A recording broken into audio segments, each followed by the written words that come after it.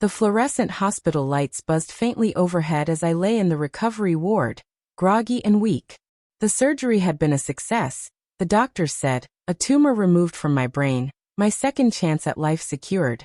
But when I opened my eyes, what I wanted more than anything wasn't medical reassurance.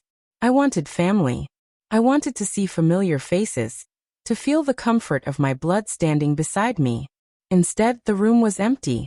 Before the surgery, my parents and siblings had promised they'd be there. They had nodded solemnly when the surgeon explained the risks. They said all the right things. We'll be with you. You won't go through this alone. Family sticks together. I clung to those words as the anesthesia carried me under. But when I woke, hours later, they were nowhere to be found. A nurse hovered by my side, her expression sympathetic. Do you have anyone to call? Your family hasn't checked in. I swallowed hard, trying to mask the sting. No. I guess, not right now. The truth was, they had already shown me who they were long before this moment. My illness had been an inconvenience to them.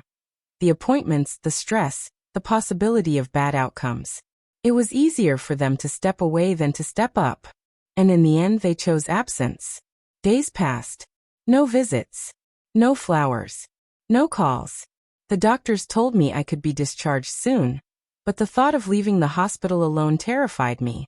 I could barely walk steadily, my head throbbed with every step. And the world tilted if I stood too long. I dreaded the idea of hailing a cab and dragging myself back to an empty apartment. But then he came. Michael. My best friend from years ago. The one my family had despised. They never approved of him because he came from nothing, because he had made mistakes in his youth, because he didn't fit their polished image of what kind of people we should associate with. I hadn't seen him in months, but somehow he found out about my surgery. When I saw him standing in the doorway of my hospital room, holding a bouquet of sunflowers and grinning sheepishly, tears blurred my vision. Hey, he said softly. Heard you were in need of a ride. I broke down right there. All the pain, all the loneliness, all the abandonment poured out as he wrapped me in a hug.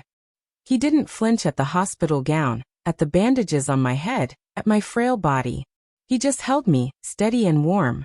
On the day of my discharge, he wheeled me out of the hospital himself. And that's when fate played its cruel joke. My family was there. Not inside, not with me, not waiting by my bed. They were outside in the parking lot, gathered around my father's car. I don't know why they suddenly showed up. Maybe guilt, maybe the fear of what others would think if people found out they hadn't been there. But there they were, standing together, whispering among themselves.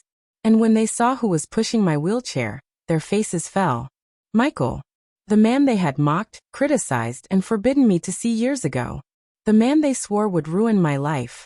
The man they abandoned me for, because in their eyes, his presence was shameful. He didn't care about them. He didn't even glance their way. He just leaned down and said, "You ready to go home?" His voice was steady, grounding me in a way my family never could. But I saw their faces, pale with shock, then tinged with regret. For the first time, it hit them. The person they had cast out was the one who showed up when it mattered most. I met their eyes briefly as Michael loaded my bag into his car. My mother looked stricken. My father clenched his jaw. My siblings shifted uncomfortably. But I said nothing. Words weren't necessary.